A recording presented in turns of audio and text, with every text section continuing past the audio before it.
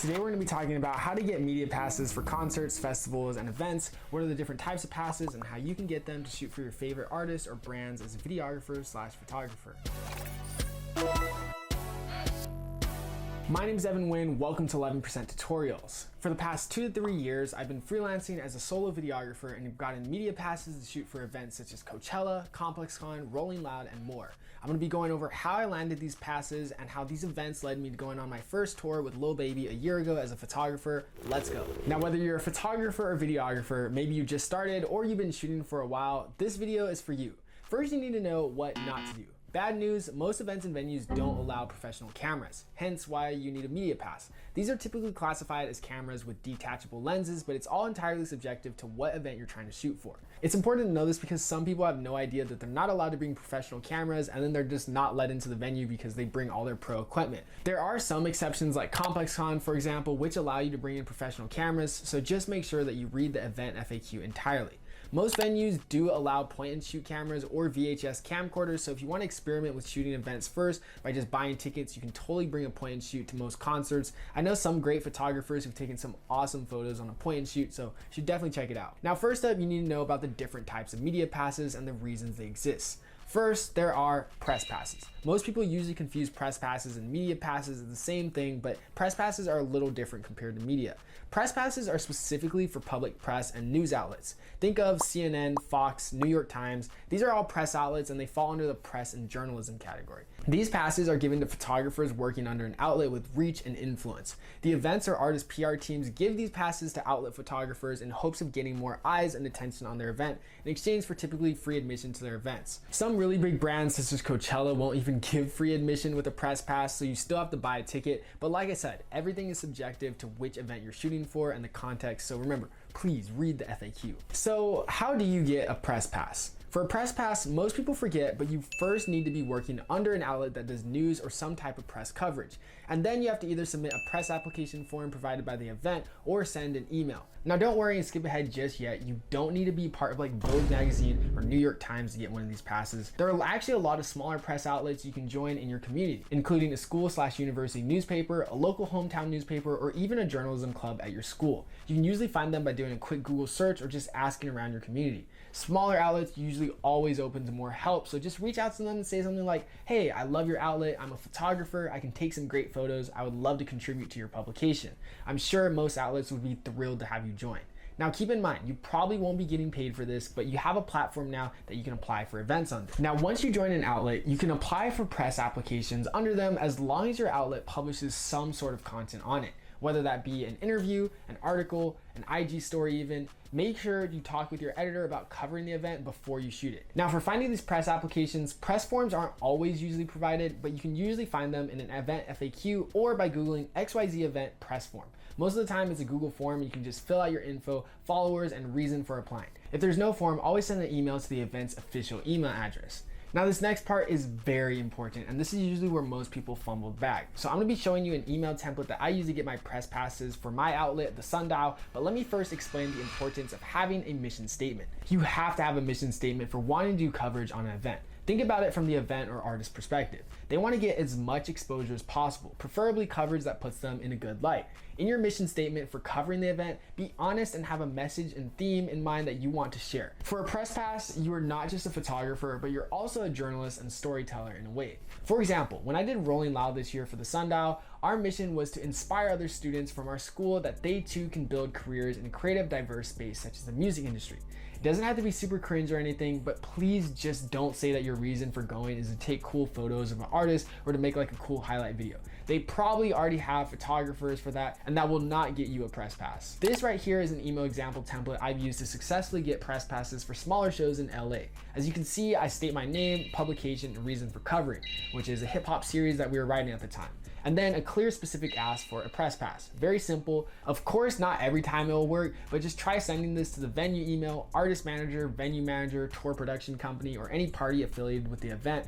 This is where you just got to start putting in the reps and start emailing, because with repetition and consistency, you'll definitely get some replies. And by the way, I'd find these email addresses by just Googling the venue website or going to the Facebook about pages, which are usually where I find most of my email addresses. One small tip I do recommend is getting a domain email related to your outlet. This is an email address that ends with blank.com or ends with websiteaddress.net. Most people overlook this, but it's the simple things like this and having a professional email footer with a website logo that really helps with looking professional and building credibility. For example, I joined my school university newspaper called the Daily Sundial during my first year, and I used my .edu email address along with the Sundial's editor email address to apply for press application.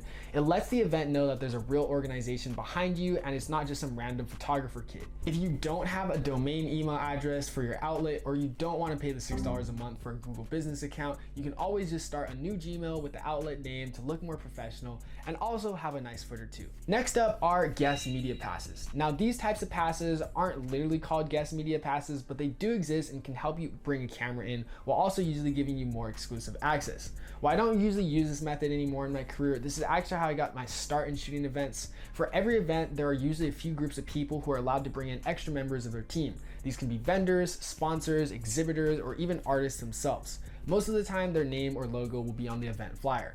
They usually have some pull when it comes to events because they're either bringing in more money or attendance for the event. So how do you get guest media passes? For these, I like to use what are called an irresistible value offer. First, find the email address of a vendor, sponsor, or artist who will be on the event lineup. Write in the subject line of your email, free photography/videography for blank for XYZ event. If there's one thing people will always love, it's free stuff. Then in the email, offer to provide free photos or a highlight reel or something to show them in your portfolio. The goal is to make your offer so good that people just can't say no. Here's another email example I used to get in my first Rolling Loud in 2023. I offered to take free photos and take a free 1-minute highlight video for an artist named Gloss Up for her set. Her manager emailed me back asking to see some of my work and then agreed for me to come and shoot on the day of her set.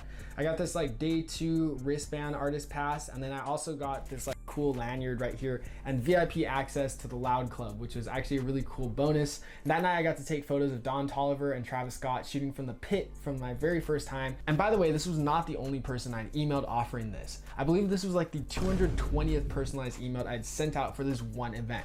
This is where repetition and consistency comes in again. You just gotta put in the work. Most people say they wanna take concert photos, but overlook the countless hours of cold outreach you just gotta do. It's work for sure, but it can pay off if directed in the right areas. 6 months later, because I had shot that free video for Gloss Up, her manager reached out to me again to shoot a music video while she was in LA for a week. After the music video, Gloss asked if I was available to take photos for her on tour opening for Lil Baby, and that's literally how I ended up landing my first tour gig, from offering to shoot photos entirely for free. Last but not least, the infamous house media passes. These are the most sought after photo passes in every event because you basically have all access, and better yet, these are paid gigs. By media passes, I'm referring to the passes that the official event media team gets to shoot coverage for these events itself. These gigs are contracted by agencies and other production companies and usually require a lot of networking to get in. So how do you get these media passes?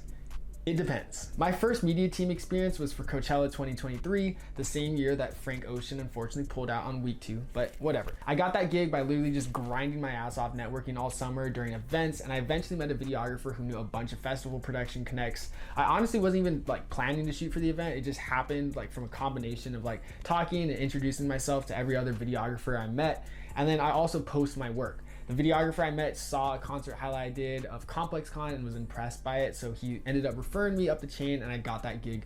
Simple as that. Referrals are the strongest form of job applications. To work as an in-house media, I'm gonna be honest, there's really no specific set way. You just kind of have to network and just reach out to as many other photographers and videographers. This again is just a combination of persistence and patience. Be nice and friendly when you're on shoots because you never know who you'll meet. I think the best thing I can say for like advice is just to start by going to events through either using press passes or by doing free work and getting the like media guest passes. With time and consistency and posting your work, people will begin to notice you and start putting you on. And soon enough, you'll end up landing a media team gig. With that, guys, that is all my advice. I hope that helped in like some way, shape, or form. And by the way, all the methods mentioned in this video should work across like different types of events. I know I just talked about like concerts and festivals, but if you're trying to do like sports, conventions, or any other different type of events, it pretty much is the same process. And last but not least, if you're a videographer, photographer, and you're looking for some new visual effect ideas or presets, you should definitely check out our website, 11%.net. There we have title card templates, overlays, and a bunch of other crazy video and photo presets. Like for example, if you're doing concert edits or music videos, we have this camera shake pack, which you can just drag and drop onto adjustment layers and you get some instant camera shakes. It's really dope. If you want to check out all these presets, they're linked below in the description at 11%.net. That's how you support me and keep me going so I can keep making free videos like this. Once again, thanks so much for watching. Leave a comment down below if you had any questions or advice. With that, I'll see you in the next video. Peace.